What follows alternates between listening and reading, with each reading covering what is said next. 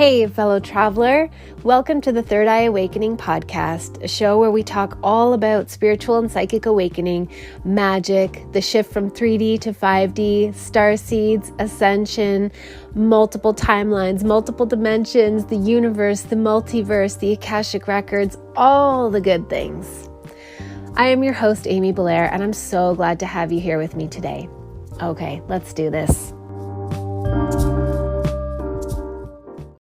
Hey everybody, welcome to another episode of Third Eye Awakening. I'm really excited to share this conversation with you today with Joseph. He reached out to me after he heard me on, I think it was the Tinfoil Hat podcast, right?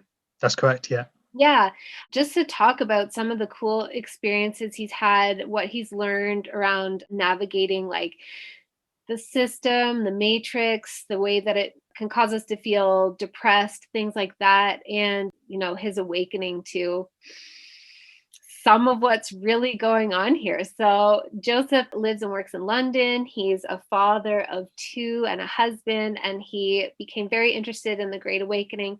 I'm more aware of his spirituality since COVID hit, which, as hard as it has also been a great catalyst for this spiritual awakening on a mass level globally. So, hi, Joseph. Thank you so much for being here. Hi, Amy. Hey, thank you for having me on. It's a great pleasure to speak to you and to help with describing my journey. I guess I did hear you on the Sam Tripp Tinfoil Hat podcast, and that was a really good podcast. And really, I've listened to the ones since, and it's been really good to hear other people's journeys. And it's great work that you're doing. Thank you. Thank you so much. I would love to hear about, what kind of brought you into this place of feeling like you have, some awakening, whatever degree you consider yourself to have along the constant unfolding awakening journey. Like what sort of like woke you up from the slumber that so many of us are in? Or do you feel like you always were kind of aware of it? Goodness me. There's probably a few steps in the progress, but I think the biggest catalyst for me probably was looking back. I guess you're aware of the Brexit thing going on in the UK, obviously, and quite a shocking moment for me. And I think, like a lot of my friends, I did not think that we would be leaving the EU, and I was very pro EU, and I was also very. This is back in 2016, very pro, kind of when there was Obama and David Cameron, kind of in the respective leaders. I was very much of that mindset. I think like a lot of people. But when Brexit happened, which I was not predicting at all, I thought it'd be like 80% would be pro leaving, keeping in the EU. And then when Donald Trump won, I was quite shaken by all that, and I think quite a lot of people were. Not obviously, but it was quite a weird year. Yeah. Yeah. So I did probably spend some of the following couple of years kind of trying to understand it, and I may have gone online and said a few things on Twitter that I now regret, but ultimately I was certainly trying to understand what was going on, and probably took me a couple of years before I started to 2019 that I had the sort of moment where I thought, maybe I'm the one that's wrong. Maybe there's something I'm not quite getting here, because I was talking to a lot of people in the UK that had voted for Brexit and trying to understand them. And rather than shutting them down, I was like asking them questions and trying to understand where they came from. And it took a while, but eventually I did start to think something's not quite right here. And it kind of coincided with instances on YouTube where you go down that kind of, watch one video then another. And I was watching stuff about the pyramids and how they were built, and how that couldn't have been by, people, slaves with Bronze Age tools. And this is also looking at various videos on the UFO phenomenon and trying to understand that. So those sort of three things sort of culminated together, and I really just decided to start doing some actual research into these things. And from about, I guess, March 2019 till now, so it's about 2 years now, I've been on this search for knowledge, and it's turned my world upside down, really has, in terms of like, I am very much now understand. I would like to say I'm a Trump supporter in a sense, but obviously in the UK I can't vote for him in any way. But I was definitely switched complete sides on that. And I'd almost say completely switched sides with Brexit. I'm definitely understand the anti-EU sentiment, but it's more complicated, I think. But ultimately, I understand that now. So that's probably the journey most near term in terms of sort of awakening. But I would like to add, sort of prior to that, and maybe something that helped me on my journey was that a big moment for a lot of people, I think, was the Twin Towers, the 9/11 incident. For me, it wasn't something that woke me up, but about, I can't remember, I think it was about 2007, got on Facebook sent a message by a friend that was basically an article showing that the Twin Towers had fallen by controlled demolition. And now, obviously, it's a long time since then, and people still believe the official narrative. But I questioned that straight away, and I thought, I studied physics at university. And not that you have to study physics, but Yeah. it was the first thing that I was like, that does not make sense, actually, looking at it again with fresh eyes. So I kind of started to look into that. And following 2007, I'd certainly felt that there was something not quite right about the official narrative of 9/11. But for me, I still entertained the idea there was still some form of a terrorist attack. It just wasn't the same as what the media was saying. So I kind of found a middle ground between the two worlds of the media's lying, but also this kind of weird world where those that you look up to are actually, actually trying to kill you. Right. So, yeah. So I think that certainly helped me when it came to 2016 to start to think maybe there's something not quite right about my own belief systems, and took me on that journey. Mm-hmm. And then, like, how has it impacted you? Do you feel like, in terms of the awakening, do you feel like it is a spiritual awakening, or it's more like a cognitive, like, adjustment to more accurate awareness rather than, Yeah. a bunch of lies? So it's funny, I've talked to a few people other awakened individuals, I'd like to say, and actually my father was one of them, and he was someone who was telling me some weird stuff, and I would just call him a bit crazy for a few years until I found out what he was on about. But he went down the path of looking into sort of Buddhism and meditation and oneness, and he went down the spiritual route for about probably a decade before he woke up to what's the deep state and all this.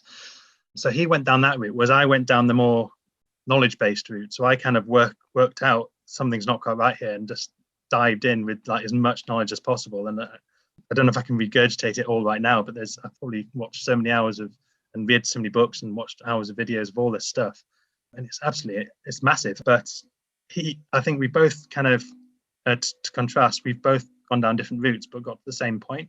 Mm. And certainly when I was listening to various podcasts and things in 2020 and before, I did get this sense that those two worlds really converge. That kind of conspiracy theorists, I hate the word conspiracy theorist, but truth seeker world, where people are trying to navigate and fill in this jigsaw puzzle where half the pieces have disappeared and then you've got jigsaw pieces from other jigsaws coming in. You're trying to piece the world together, that kind of truth seeker.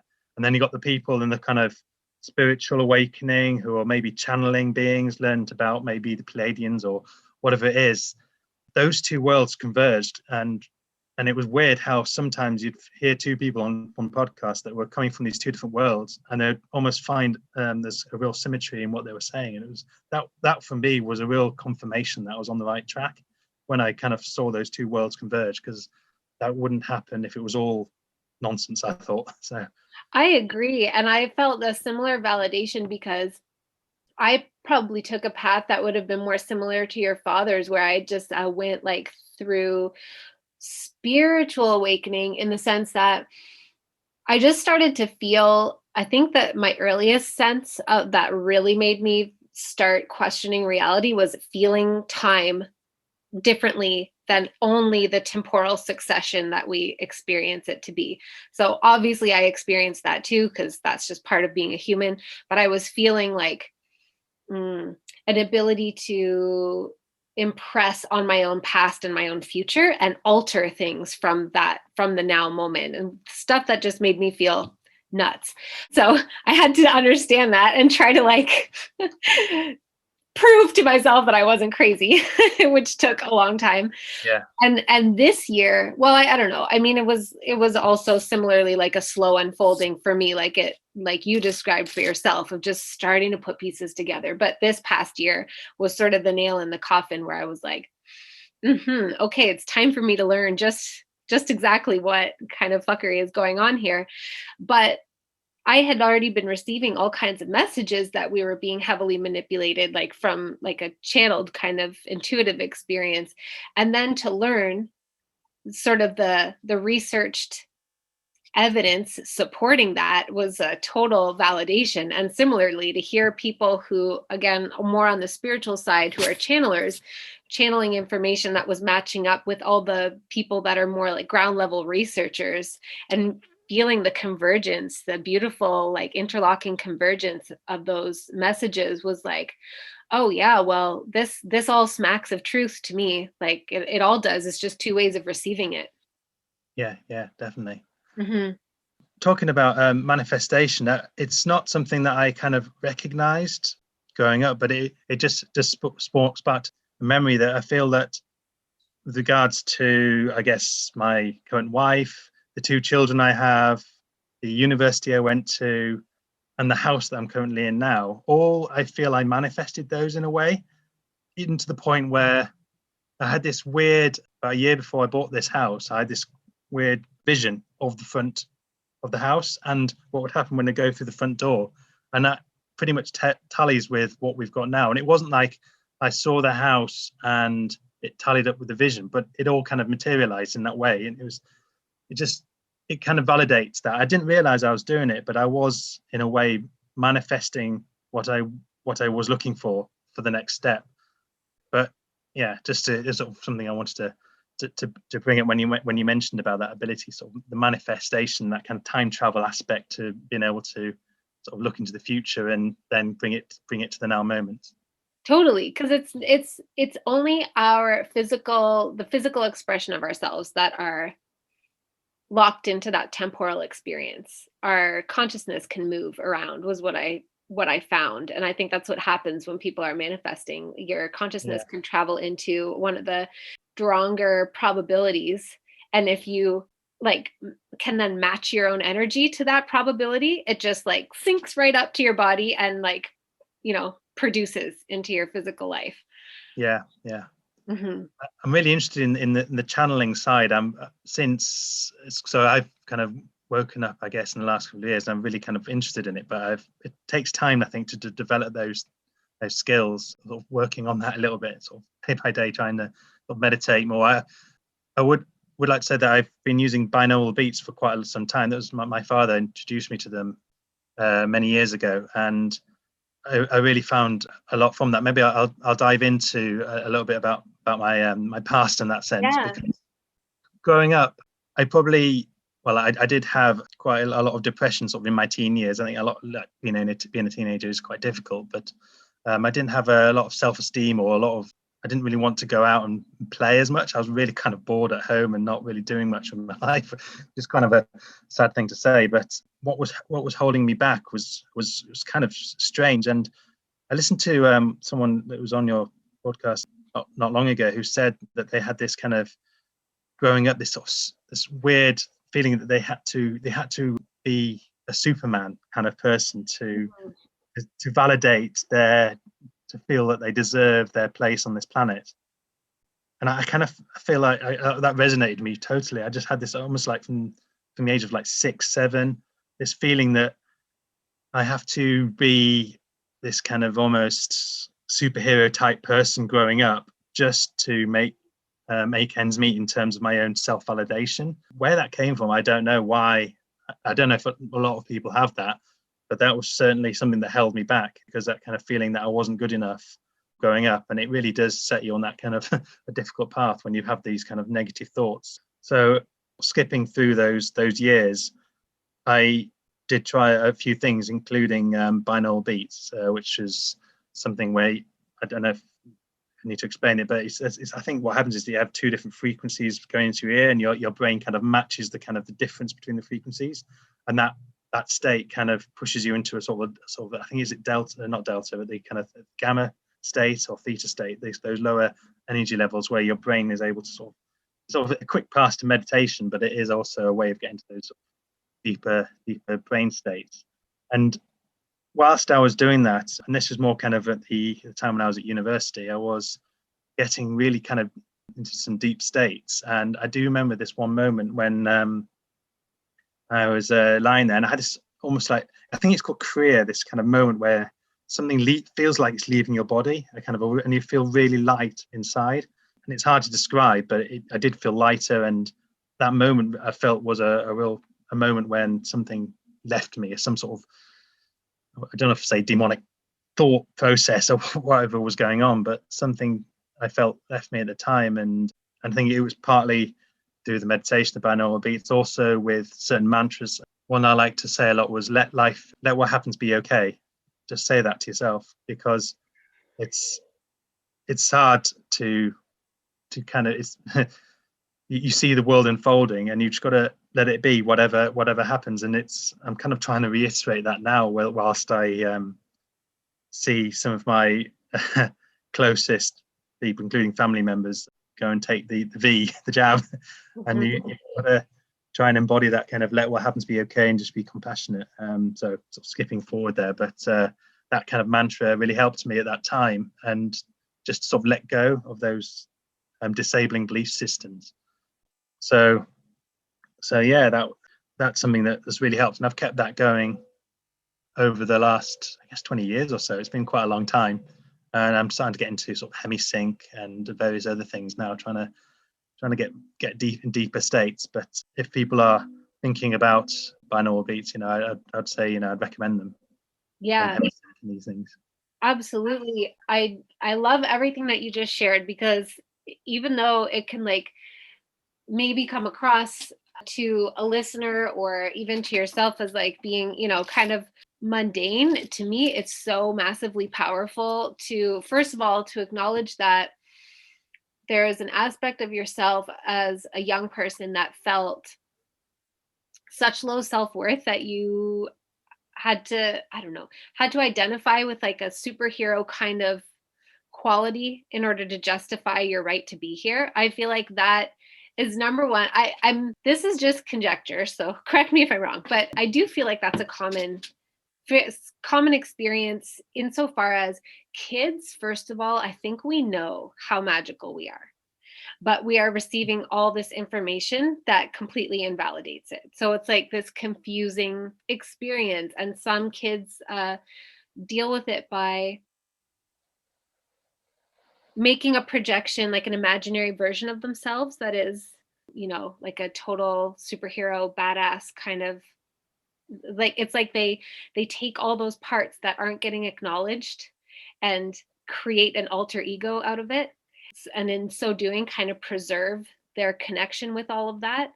But I also think like that's the product of like centuries of gaslighting we've received, where we've just received this messaging over and over in a gajillion different ways that we are not worthy, that we're born sinners, that we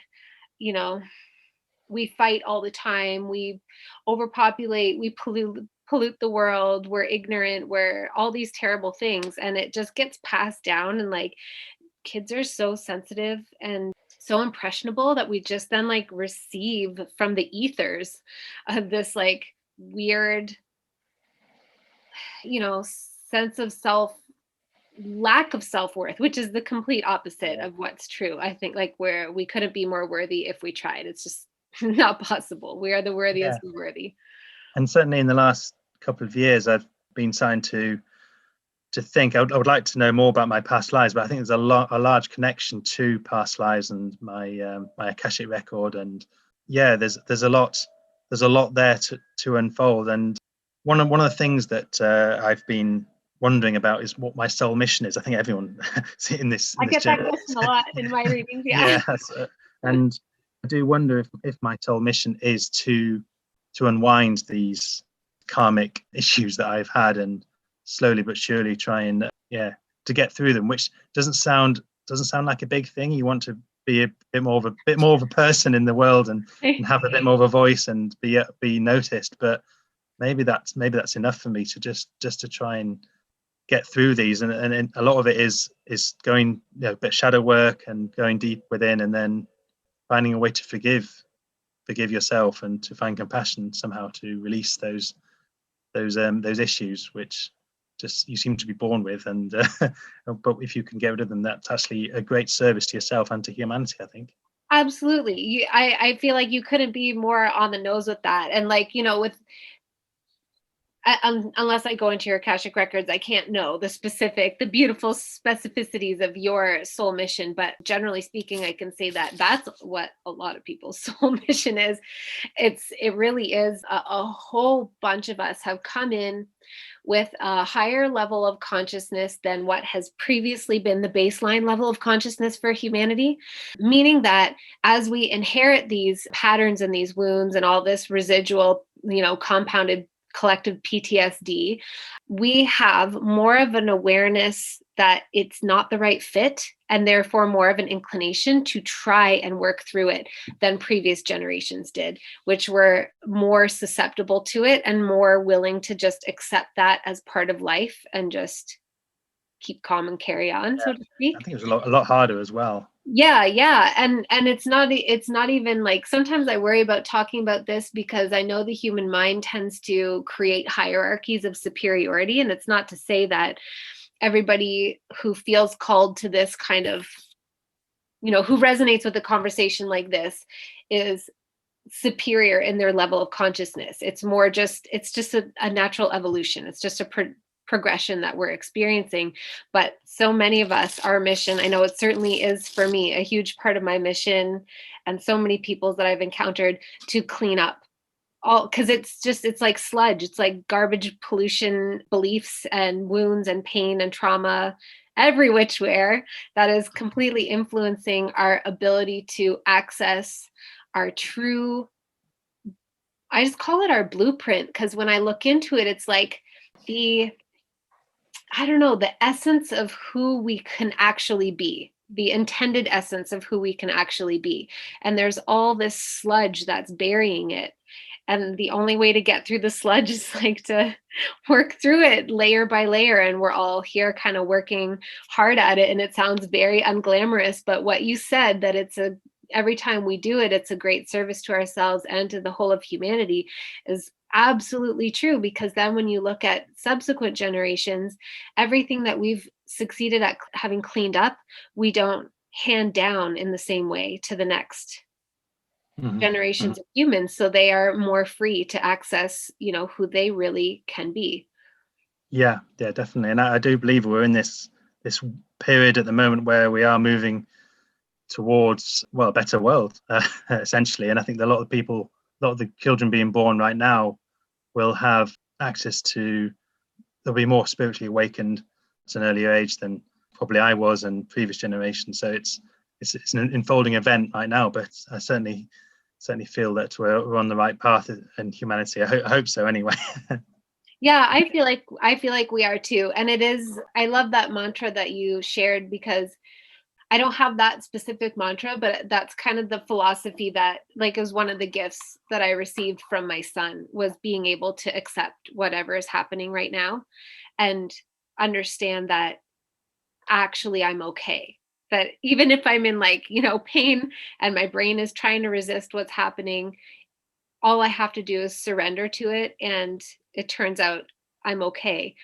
And I feel like that's something that's being challenged and activated for all of us right now, as we, for example, like, I'm sure the people that you love who are like totally pro jab, wish that you would be pro jab, and they're worried about you. And you are like, oh my God, this is crazy experimental, like transhumanist, I'm not getting that. And I wish you wouldn't too. And it's exactly the only place we can meet, is that place of like surrender to what's happening. And that's what allows the highest timeline to evolve. But our human brains tend to think that surrendering surrendering to what's happening, meaning accepting it as it is and as it comes, is like we equate surrender with giving up, but the only thing you're giving up is your human resistance, which is taking up so much energy and yielding no results. So Yeah, that's the yeah, surrender definitely. part. Hmm. Yeah.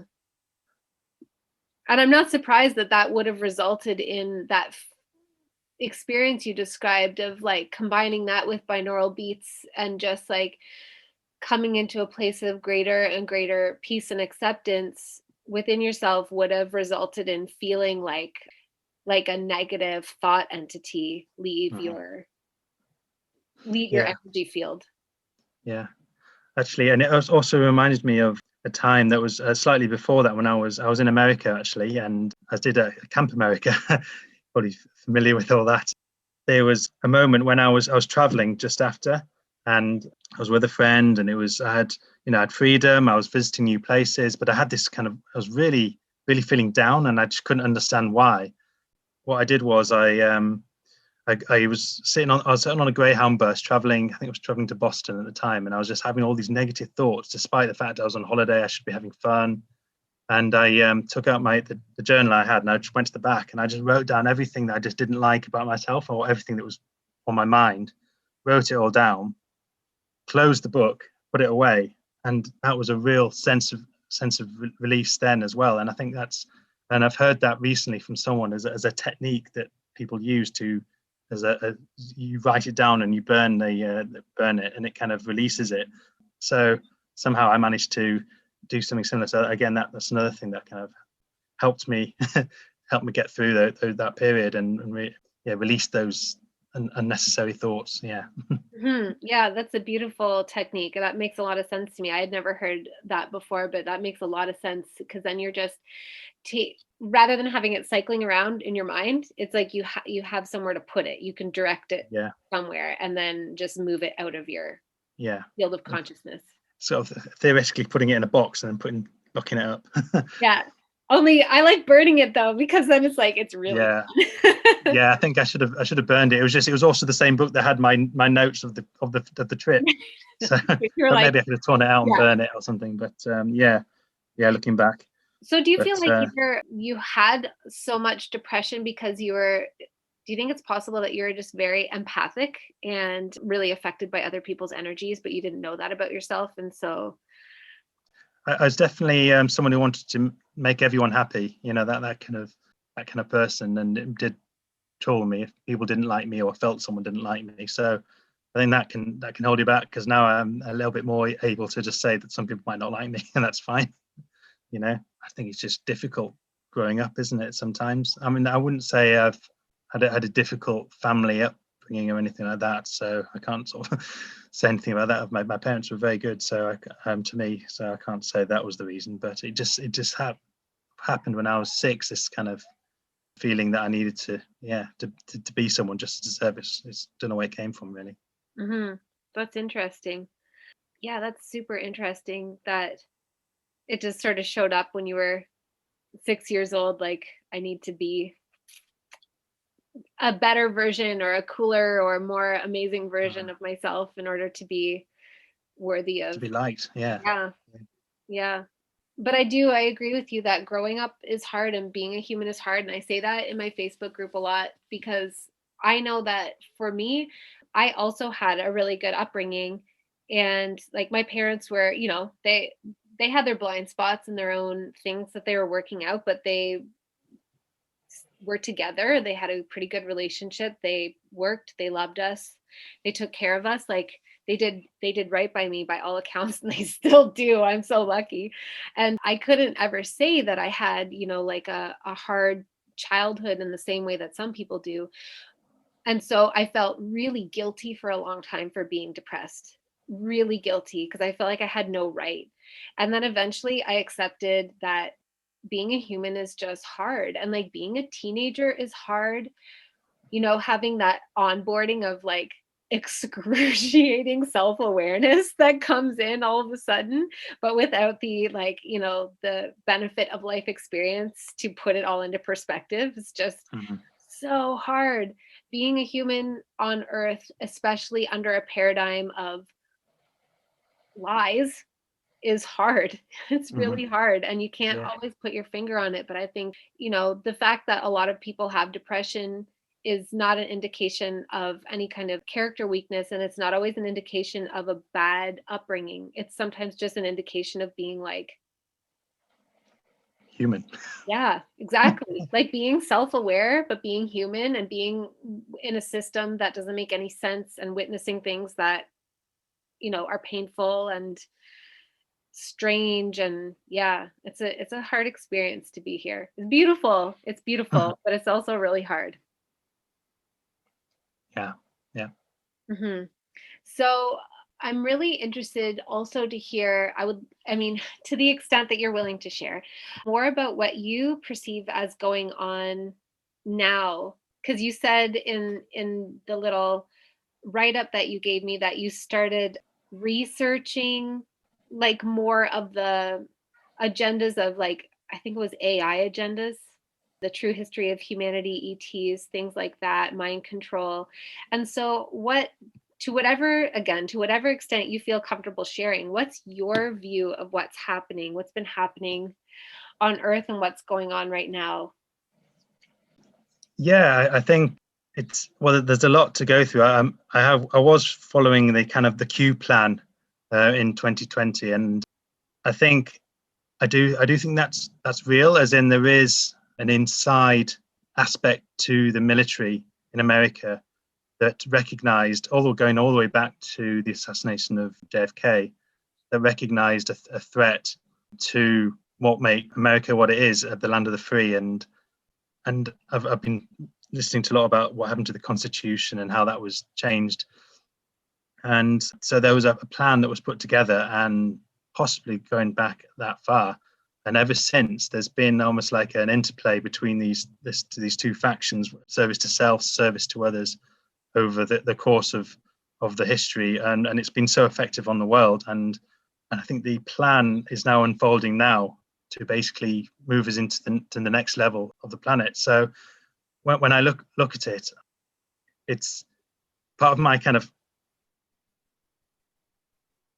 I'm going to say, sort of 5D consciousness. I'm not there yet, but when I do have those sort of 5D thoughts, I do see the deep state, the evil that's going on, as potentially a necessary part of the journey that this planet has to go through to get to the next kind of state in its evolution. It's it's part of how do you know how evil can be until you witness it? And it's horrible. I don't want to sort of excuse what's Yeah. going on, but at the same time, when I look at it, I have to kind of almost see it as a part of what's needed. And the worse they are, the higher we'll go, kind of thing. So it's it's part of an evolution of a planet. I'm not sure if it's if it's as bad as this in other parts of the universe, but it's certainly been seems quite bad what's been going on. If it's all true, I mean, I do think it is true all about all the children and everything. It's all that horrific stuff, but it does seem something that's it's part of the evolution, as I said, and has been something that's been prophesized. And I have been looking at from the Bible and various other prophecies going back that show this is it was meant to be. It's meant to happen. And I think a lot of people thought that maybe 2012 was the year that this might happen in terms of the main prophecy and all that. But I think that was the kind of the catalyst point that started this journey up till now. And 2020 was the moment at which planet Earth, Gaia, decided, right, this is it. Those who are with me are coming, and those who are not, then they're off to somewhere else. And I do think that most people will ascend to this next level where we will have access to. There is a technological breakthrough, I think, coming in terms of being able to maybe go out there and see what's outside our planet, but and other med beds and all these things. But I think the biggest journey will happen within consciousness, being able to read Akashic records and see more into why are we here. I mean, that's the biggest question, isn't it? Why are we here and are we alone? But and getting answers to those questions would probably be a huge thing for me and for humanity. So I see that happening, but it's still probabilistic, as you say. And I'm just praying every day that we get there. Yeah, I really have a similar perspective insofar as like reconciling the darkness, and similarly not in any way, I don't know, minimizing or brushing off how intense the darkness is and the suffering that results from it, but similarly what I've been shown is that it's part of 3D. It's part of the consciousness experience, and 3D is like you said, like how can you know that you're light if you, or that you are service to self if you, or service to others if you don't know what service to self is. Like it has Yeah. to anchor that free will, and this is the realm that I've been shown from all the different dimensions of consciousness. This is the realm where free will reigns supreme, because there's so much polarity that it creates so much choice. And that's the journey of the soul within this realm, is to encounter itself at all these different levels and choose their own adventure through as many incarnations as they have, and learn about who they really are. And ultimately what we all learn is I am one with all. But Yeah. some souls just take a really long detour to return back to that oneness, and that's their path. And there's so many subtleties and nuances that whenever I start talking about it, like every time I start talking about the darkness, I get this self-censorship thing happen where I'm like, you're going to put your foot in your mouth and you're going to sound like an asshole that's spiritually bypassing. But it's just sort of like finding a way to accept that everything is, well, accept everything as it is, like your mantra. And I think going back to that kind of 5D consciousness mindset that I occasionally sort of find when I get into sort of deeper thoughts or have downloads, as I now might call them, I did have this sort of thought, that a belief that everything is love. Basically, at the oneness level, everything is love. Love is creating the universe, or is all present. But love can be expressed in service to others or service to self, as you say. And if you think about what the most loving being is in the service to self realm, you'd probably think of the most darkness, as in they're willing to accept the most immense suffering of those around them to get the most for themselves. And if you see them as almost like that kind of full end of the polarity in the service to self spectrum, but it's still love at the end of the day. And then if you sort of thinking as well about people who come here, they sort of contractually sign up to some sort of experience on Earth, and for some it could be a possibility that those that suffered under the harshest realities that they've had down here, that their service to others, love in the higher ether, is what brought them here to serve as the victim to service to self person. So it's hard when you're in this 3D world, this polarity, and you see the dark and the light, and you just really want justice and everything. You eventually, at moments, get that kind of 5D consciousness. You see everything as love, and it does matter, but you can walk through it, and it's not. I don't have that feeling all the time, but that's something that's helped me kind of be more accepting of the situation that we're in, this weird situation that we're in right now in the world. Mm-hmm. I agree so much. Like that, we have these, more and more of us are having more and more of these 5D sort of moments of lucidity where we can see. It's almost like you can flow with all of the moving variables and not be at conflict with any of them. And then we snap back into 3D where our brain wants to categorize it and put value judgments on everything, and like arrange it into some kind of like linear, understandable hierarchy or construct. And we're all sort of dancing back and forth between the two right now, and doing our best.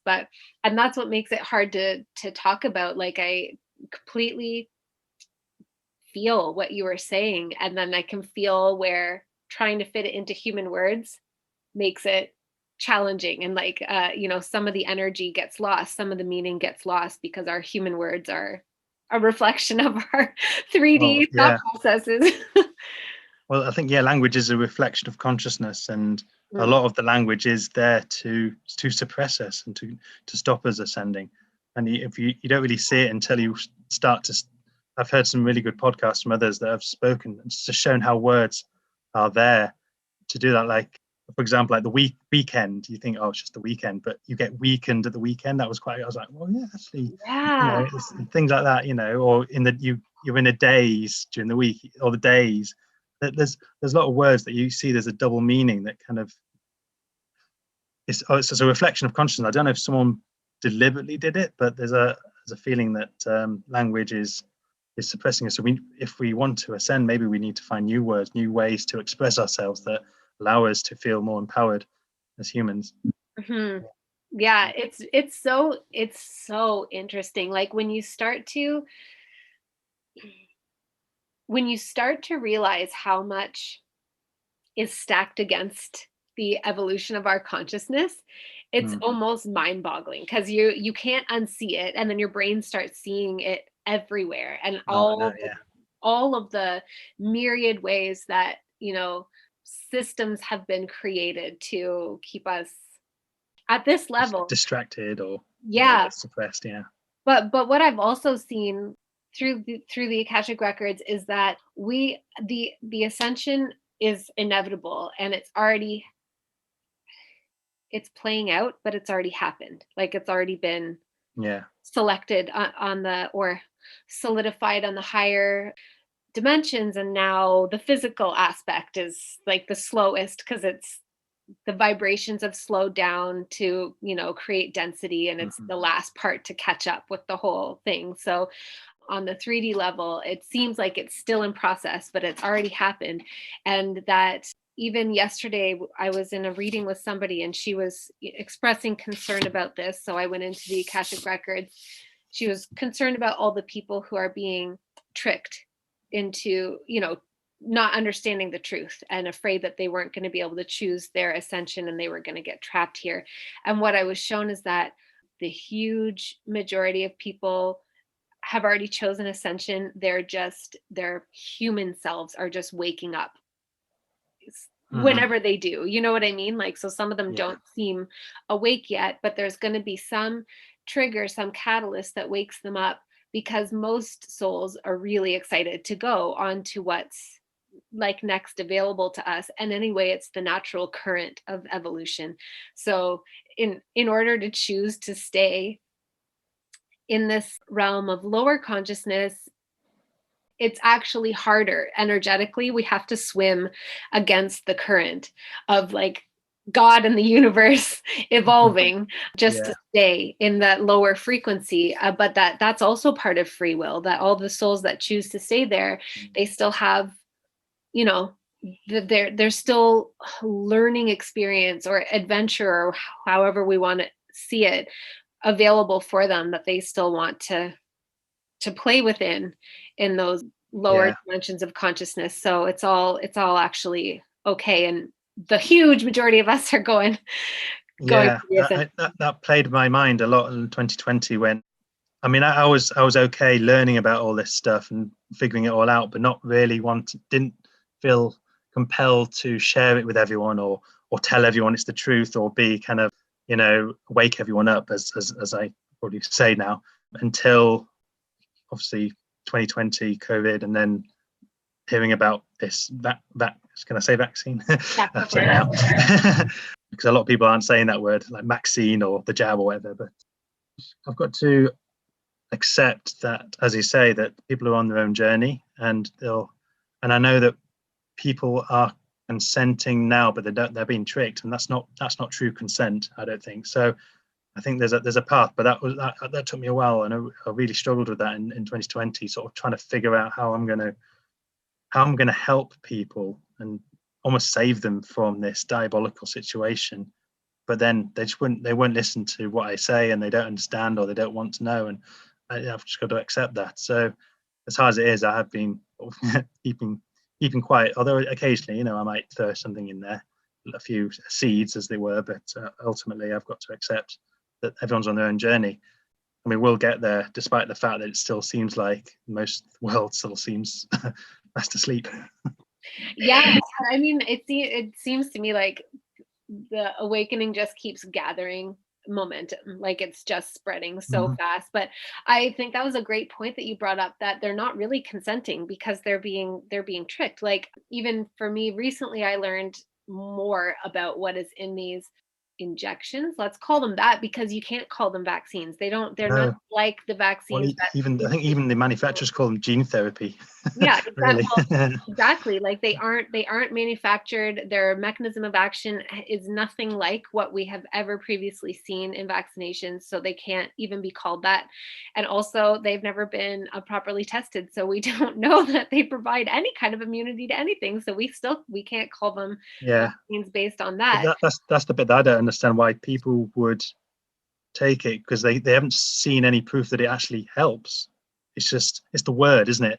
The programming around the word vaccine is so powerful that Mhm. they don't even question it, and that, that's generations old, really. Generations old. And the fear in us that has been fanned, like that flame of fear has been fanned up to a fever pitch around death. Mm, And I think that's it too, like, where there are people who are so afraid of dying, and yet that's an inevitability that we face every single moment of every day of our lives. Like, we're mortal. That's just the way it is.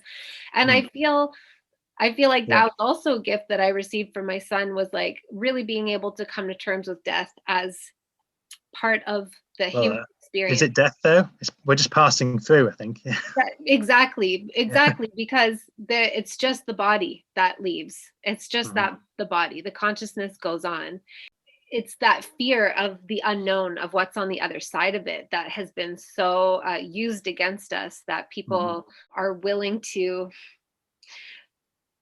take a massive risk with their health just to believe that they are choosing safety. And but Mm. it isn't with their consent. So, and free will, I've seen, is a law. The tricky service to self actions figure out, tricky ways to trick around it, but they don't actually get it. They don't get free will. They can't compel free will.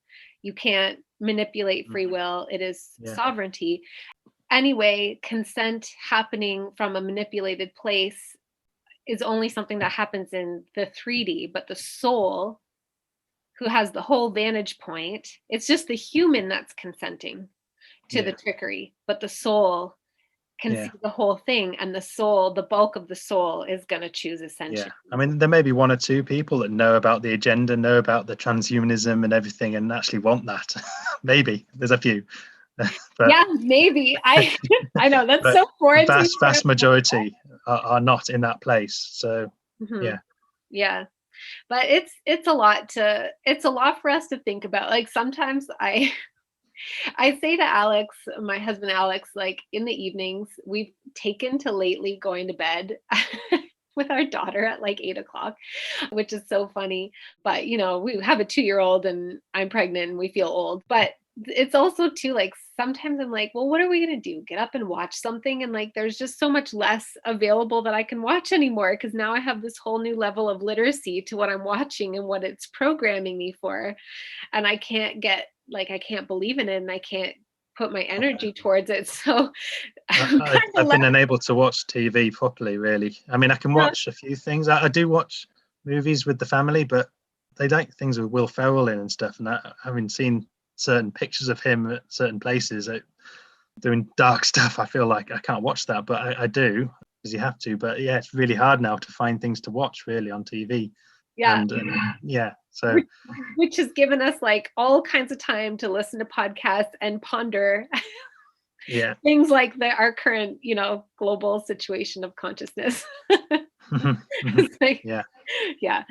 Oh, it's challenging. Well, I appreciate you coming on here and sharing your perspective so much, and sharing your journey. And I mean, the big takeaway for me that I hope will really resonate with certain people, I'm sure it will, is that the power of that mantra. Because ultimately, like, especially in the face of all of our biggest fears that are being really played on right now, all we can do is come back to our point of power, and our point of power is to accept the moment as it is.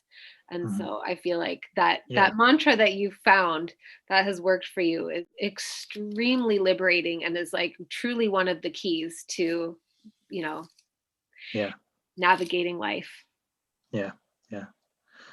Well, thank you for having me on. It's been a real pleasure. Yeah, hopefully I've given some words of wisdom to someone out there. Maybe, I don't know, but yeah. I'm sure. Yeah, thank you everybody for listening and giving us your very precious time and attention today. I hope you have a beautiful day or night wherever you are, and I'll catch you on the next episode, guys.